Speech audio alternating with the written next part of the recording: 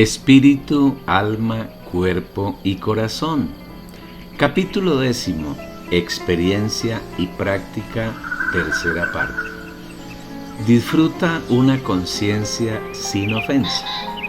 Otra de las funciones que hay en tu corazón es la conciencia, y puedes disfrutar de una conciencia libre y sin ofensa estando en comunión con tu Señor.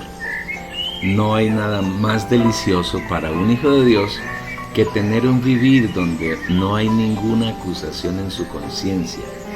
No hay nada de qué arrepentirse, sino que su vivir está exento de acusaciones, debido a que permanentemente está en comunión con el Señor.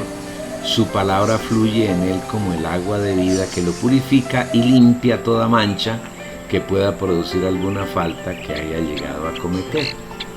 Cristo amó a la iglesia y se entregó a sí mismo por ella para santificarla, purificándola por el lavamiento del agua en la palabra. Efesios capítulo 5, versículos 25 y 26.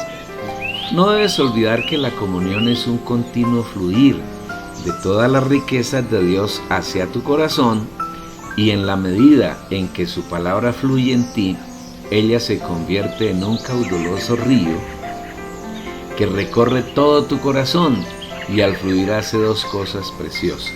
La primera consiste en que arrastra y elimina todo aquello que en tu corazón no pertenece a Dios, y la segunda va agregando a tu corazón todas las riquezas de Dios, sus atributos y sus virtudes y su obra de redención, hasta que seas totalmente saturado de Él y llegues a ser el hombre de plena madurez, para que logres la unidad de la fe, el pleno conocimiento del Hijo de Dios y alcances la estatura de la plenitud de Cristo. En esto consiste procurar tener una conciencia sin ofensa delante de Dios y de los hombres, de la que habló Pablo en Hechos capítulo 24 versículo 16. Y por esto procuro tener siempre una conciencia sin ofensa ante Dios y ante los hombres. No consiste en hacer grandes esfuerzos para que tu conciencia esté sin ofensa ni tenga ninguna acusación, sino que consiste en un permanente disfrute, es decir, tener comunión permanente de las riquezas que el Señor ha puesto en tu espíritu, para que las disfrutes diariamente y tu comunión con Él sea permanente e ininterrumpida. La conciencia es una especie de juez que está en tu corazón, justificando o rechazando tus pensamientos, tus palabras y tus actos. Es una poderosa alarma que te advierte y te enseña cuando tu vivir es agradable o desagradable delante del Señor. Es como un árbitro que te advierte cuando tu vivir es conforme a los deseos y a la voluntad del Señor. Tu conciencia es un poderoso testimonio que te indique en cada momento de tu vida lo que es agradable o no delante del Señor, tal como lo testifica Pablo en 2 Corintios capítulo 1 versículo 12. Porque nuestra gloria es esta, el testimonio de nuestra conciencia, que con sencillez y sinceridad de Dios, no con sabiduría humana, sino con la gracia de Dios, nos hemos conducido en el mundo, y mucho más con vosotros. La conciencia te advierte de la procedencia de aquello que llega a tu alma, que está conformada por mente, voluntad y emoción.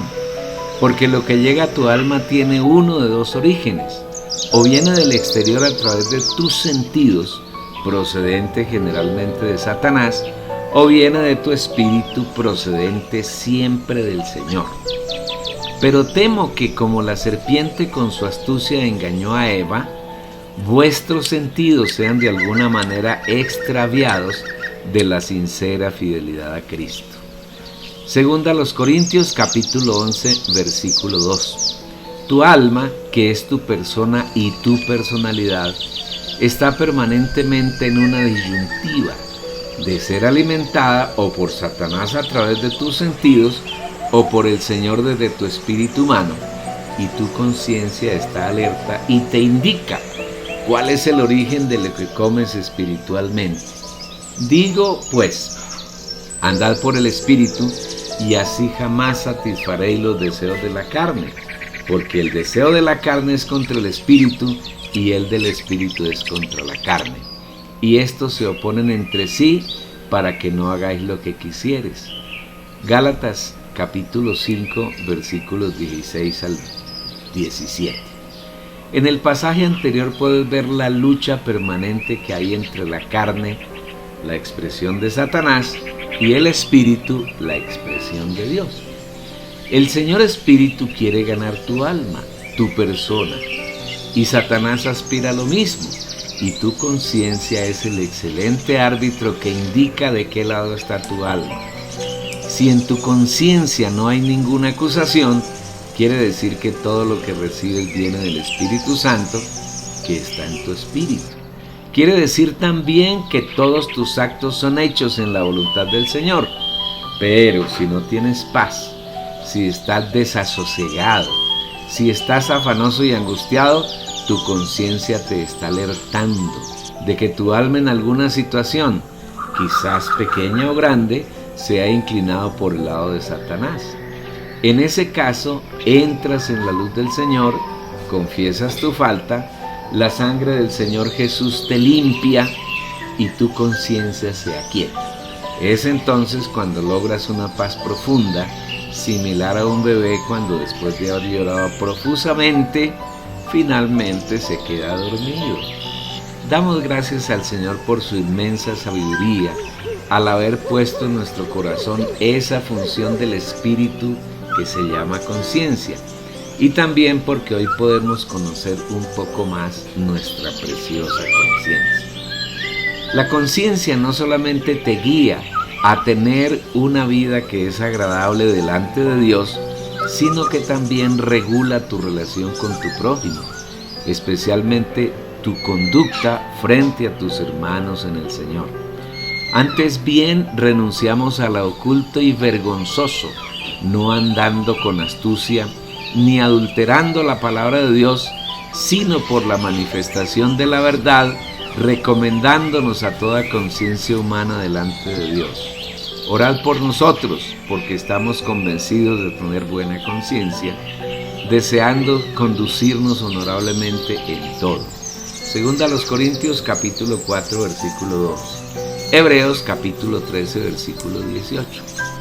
Para entrar y permanecer en la presencia de Dios, para tener comunión con Él, es necesario tener una buena conciencia, una conciencia limpia y pura, y esa conciencia se logra solamente si tienes una permanente y continua comunión con el Señor.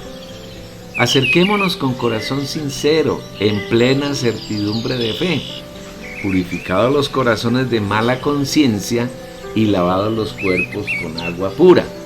Hebreos capítulo 10, versículo 22.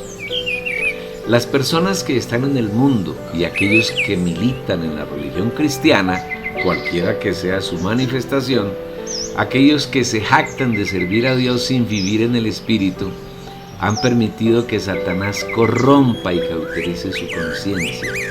Pero el Espíritu dice claramente que en los tiempos venideros algunos apostatarán de la fe, escuchando a espíritus engañadores y a enseñanzas de demonios, por la hipocresía de mentirosos que, teniendo cauterizada la conciencia, como con un hierro candente, prohibirán casarse y mandarán abstenerse de alimentos que Dios creó para que con acción de gracias participasen de ellos los que son creyentes y tienen pleno conocimiento de la verdad, porque todo lo que Dios creó es bueno y nada es de desecharse si se toma con acción de gracias, porque por la palabra de Dios y por la intercesión es santificado.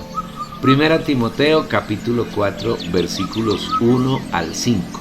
Vivimos en los tiempos de la apostasía que habla este pasaje, en los que las gentes escuchan a espíritus engañadores, que son ángeles caídos, y enseñanzas de demonios que se dan a través de los llamados ministros, que han dejado que Satanás cauterice su conciencia y se han convertido en mentirosos, lo que es una clara expresión de Satanás que es mentiroso y padre de mentira.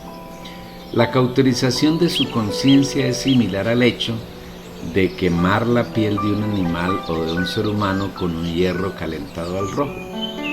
El calor quema los nervios de esa parte de la piel y el animal o la persona deja de sentir cualquier sensación en la parte donde se ha aplicado el hierro candela.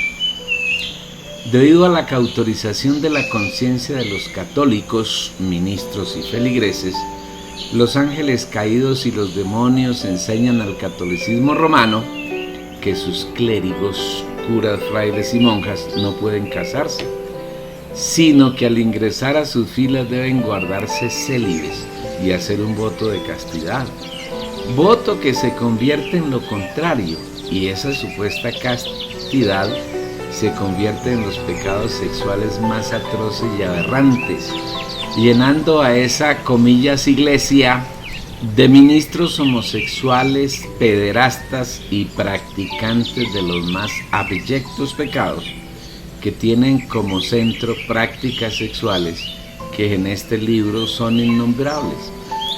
Hay grupos cristianos en los que es totalmente prohibido abstenerse de ciertos alimentos, especialmente de origen animal, y en eso son imitadores de las gentes que están en el mundo y que se confiesan vegetarianos o veganos.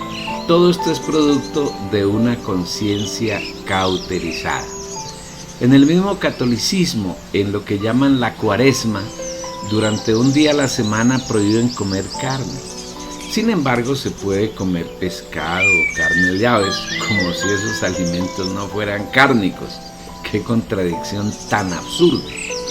En la medida que como hijo de Dios te mantienes en comunión con Él, tu conciencia será limpia, pura, y siempre estará alerta para enseñarte cuándo en tu vida puede haber actitudes que no son conformes a la voluntad del Señor. Un capítulo cortito concluye aquí, y esperamos que hayas seguido disfrutando y que ayudes a otros para que tengan este disfrute. Por favor, envíale la dirección de la página www.las-primicias.com.